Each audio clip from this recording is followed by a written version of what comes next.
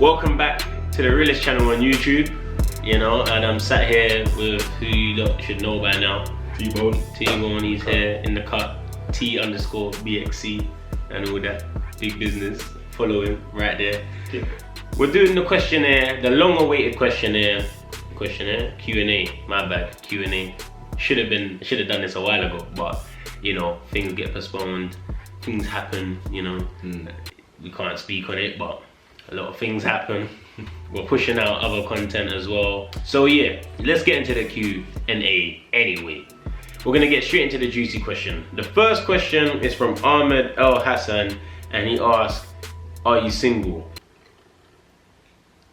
So, Ahmed, I assume, is a male, and you know, I don't think you should ask me that question. Because next question. We're gonna go to the next question. Okay, but second question is from Ali. Have you ever been knocked out cold in a sparring session? No, I haven't been knocked out cold. I've been dropped from a body shot. I've never been dropped from a headshot. Is it? Never, still. Like, since 6 years old, since I started sparring at 6 years old, never been knocked out, never been dropped, but like from a headshot, but a body shot, I've been on the floor.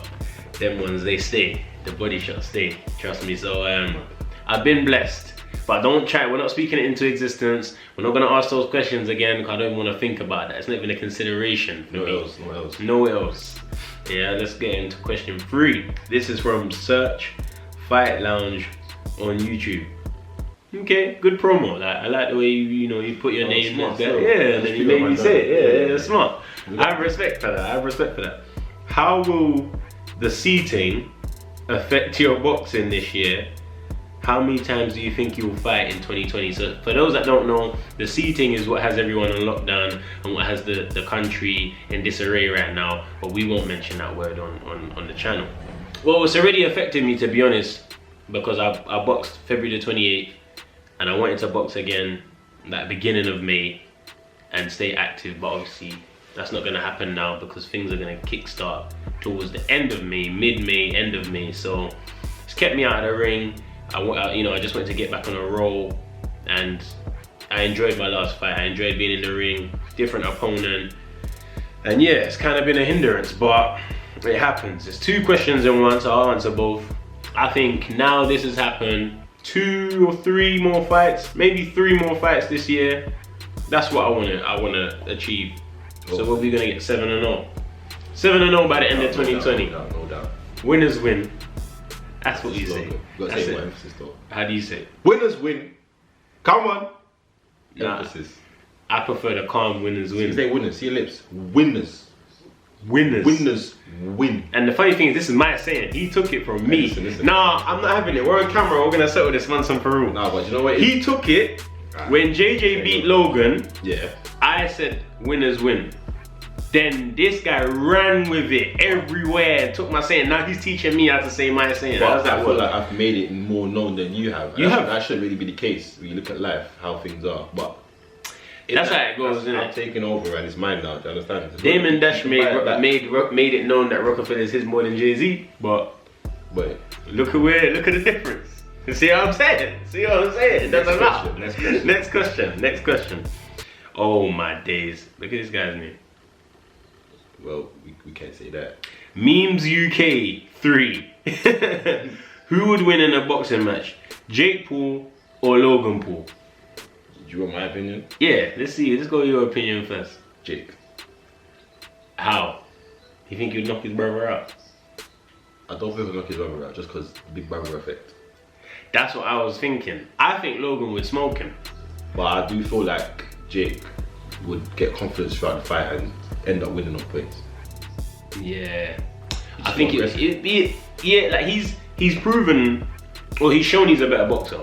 Yeah, without a doubt, he's shown he's a better boxer. But that big brother effect can never be underrated.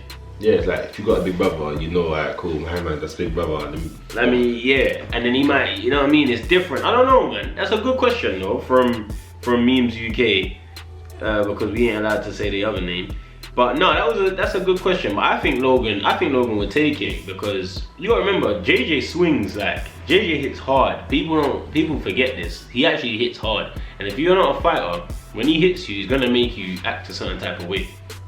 Jake obviously showed he got power, but against Gibb, who's not his weight category, realistically, when we're speaking, he's not. You know what I mean? Big Gibber. Big Gibber, but shout out to Big Gibber anyway, it's always love. Next question. Ooh, good question. Joe Joyce, this is from JTex26. Joe Joyce or Daniel Dubois?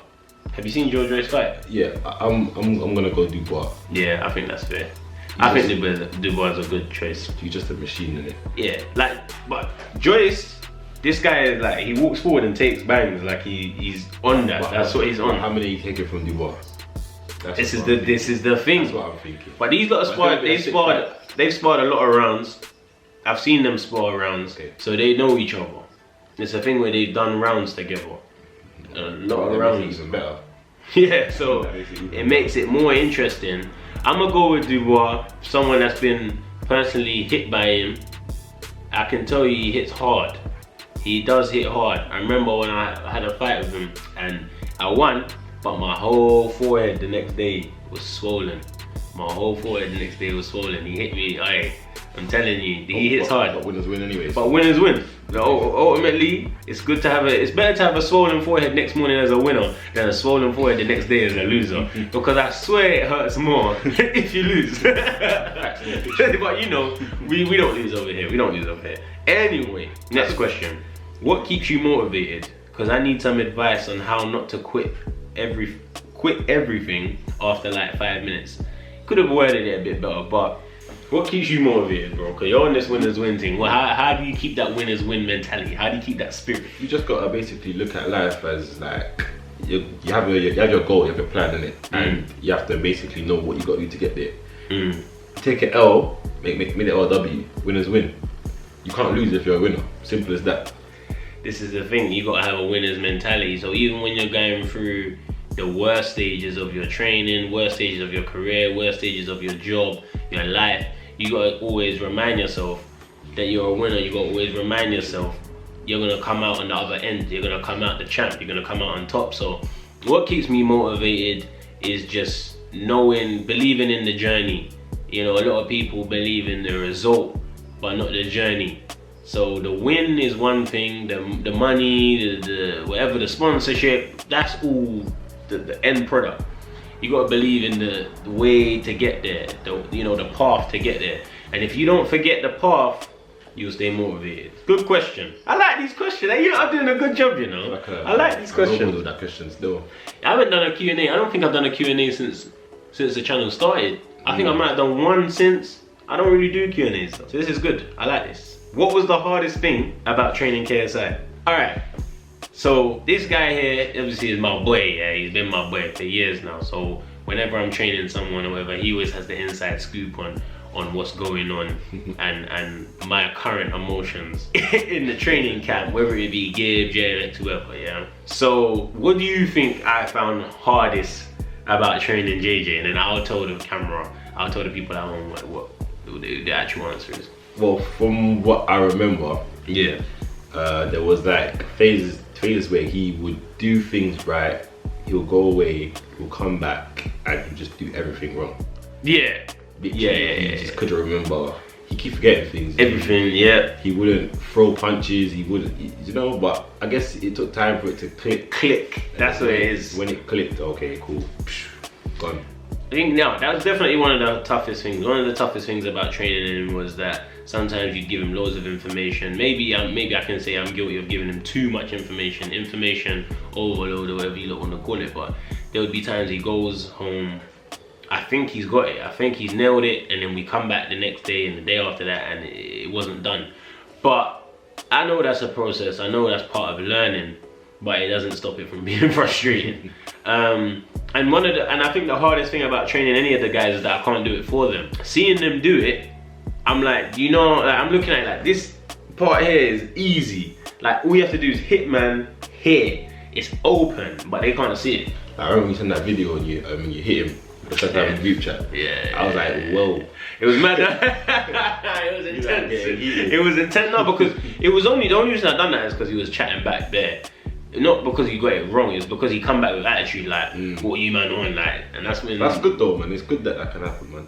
It was bonding, innit? That's how you... Tough love. Tough love, that's what we call it. So, Ade out for TV, good question. Hardest thing about training KSI was that I couldn't do it myself for him, and the fact that he didn't remember a lot of stuff in the build-up in some training camps. Next question. What inspired you to become a boxer and a coach? This is from Hamzin X. So boxing, I just started really young. My dad used to do it, so I know you guys have heard this 1,000 times, so I ain't gonna go over it, but my dad used to do it and then said, you know what, you're gonna do it. I used to do some stuff before, I don't even know if you know this, you know, man used to do, my mum had me doing some Boy Scout thing, cookies and that. Oh, you're on, yeah? It's not what I'm on, it's what I was on. Past tense, but it wasn't my choice. You're a thing, man, so cookies and that. So my mum used to put me at so my mum used to have me part of this club called Beavers.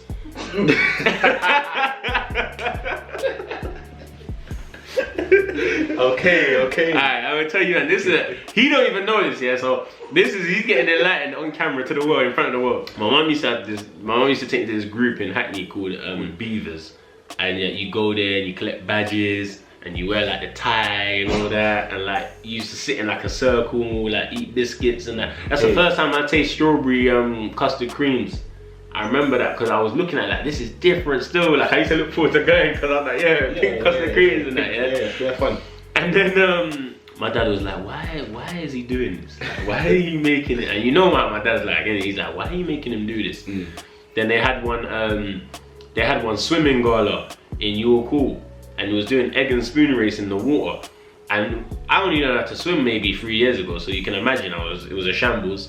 I kept dropping the ball. It wasn't even an egg, it was like a ping pong ball off the spoon, and then I just flopped in the water. Yeah. We're walking in the water with the thing, but I'm flopping. Yeah. Dad gets mad now. He's like, listen, I can imagine that. You ain't doing this no more. Maybe a week later, end up in Repton in the boxing gym, 6 years old. And that's how I got into boxing. Because he said he doesn't want me doing Boy Scout, which is fair enough. Like I don't think that was for me, and I credit him for changing my career choice. You know, it was good for you, innit? You had some biscuits and that, so you know. And the pink custard creams, yeah. I enjoyed that. Anyway, next question. I wasn't inspired. I always say there was inspired to become a boxer and a coach. I've never been inspired to be a coach. It kind of just happened by accident. I'm not gonna lie. I never set out to say I'm gonna teach boxing, especially this young and this early in my career. It never come to me to be a coach. Kind of mad still. The way it was weird. You remember how when it first happened? You said, "Oh, you met this guy in gyms." Literally. Whatever. Didn't care. Then from Give it was Harry, or was it Harry? Then Callum.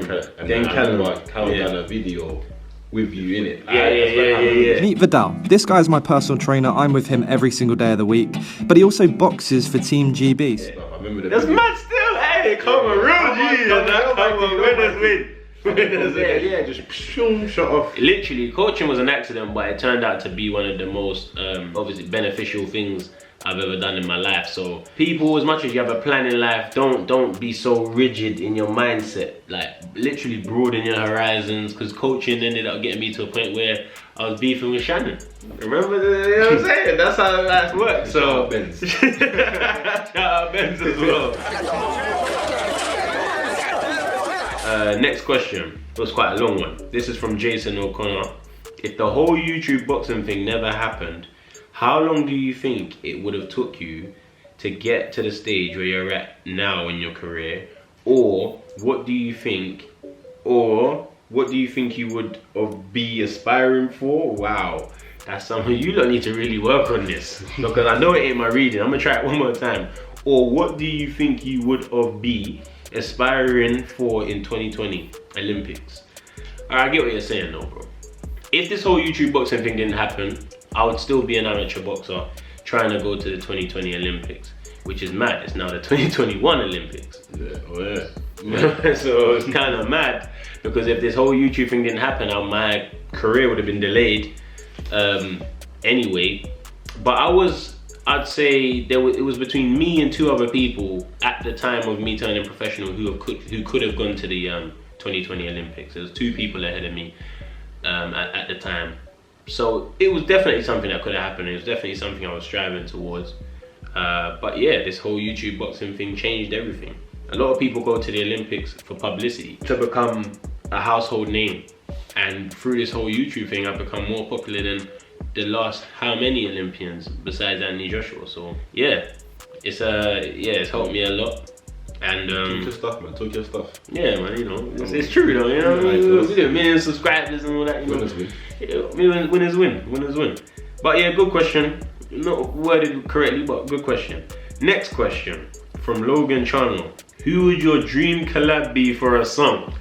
Now, this guy actually handles the music side of things for me. So, who would you want to hear me collab with? A dream collab? Imagine Living Sports 5 or something. Living Sports 4, Living Sports 5. So the person that we're talking big, like any artist, big collab.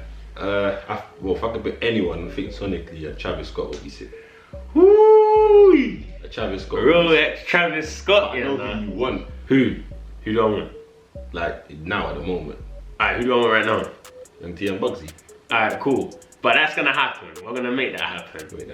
But I think a dream collab. It depends what mood I'm in, because it could be a mood where Young Thug could be there and I know he can flames anything. Or if it's on a lyrical thing, it could be Kendrick. Then if it's on I just want to have a biggest hit going, it could be Drake. I don't know, man. But I'm gonna go with one. Alright, dream collab. Right now as I sit here, Gunna. Right now. As I sit here right now. But remember, we spoken this, bro. You know how life works. We're gonna look back at this video. Gunna's gonna be laying the verse down.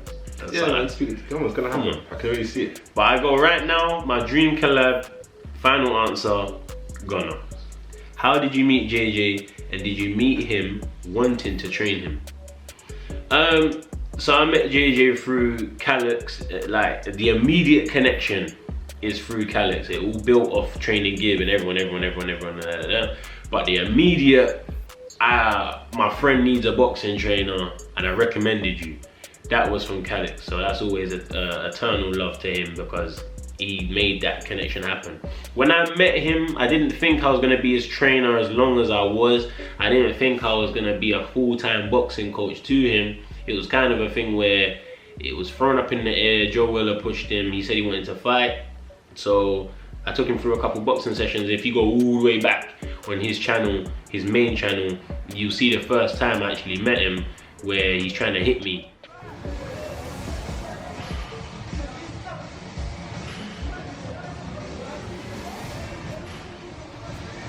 Yeah, that's the first time I actually met him, and I think when he was embarrassed from the fact he couldn't hit me, he said, yeah, it's a good coach, I'm gonna take him. So imagine he banged me with all those punches he threw, I'd be out of the job. Yeah. So yeah, I met JJ through Calyx, and when I met him, I didn't want to train him like that. It was just like, it was just a chill thing, man. It was very chill how it all happened. I don't think you realized like how big of a deal he really was.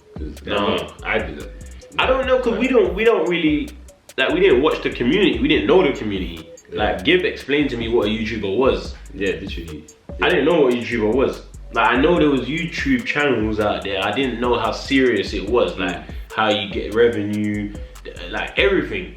Gib was like, yeah, I'm a YouTuber. I was like, I don't know what that means, bro. I'm getting up 6 AM as a personal trainer. He's telling me, yeah, let's train every day at 10 o'clock. And yeah, I'm a YouTuber. I'm like, all right, cool. But yeah, it's mad. It's mad. I'm enlightened now. Yeah. Next question. What is something you hate about your fans but can't say out loud? I guess by answering this question, you said it, but hey. That's from Side Fam Trish, or Side Fam T. One thing that I hate about my fans, I hate when you guys see me, know it's me, and say, are you Viddal Riley? And another thing I hate is when you lot see me, I see you see me, and you don't say nothing. You just stare me down and expect me to initiate some sort of conversation. See, now I thought it would be when they see you, take a photo of you, and send it to you. Like, oh, I saw you. Yeah, you know what? I don't even entertain that no more. I don't even check that anymore. I don't even know if that's happening. But no, if you see me, as I always say, if you see me and you know it's me and you're a supporter of what I do, say hello. I'm never gonna be that guy to act like I don't know, can't hear you or anything. Like I'll say what I need to say. We can have a brief conversation and we keep it moving. Everyone continues their life. Same thing if you see T1, because this guy pending superstar, I'm gassing him.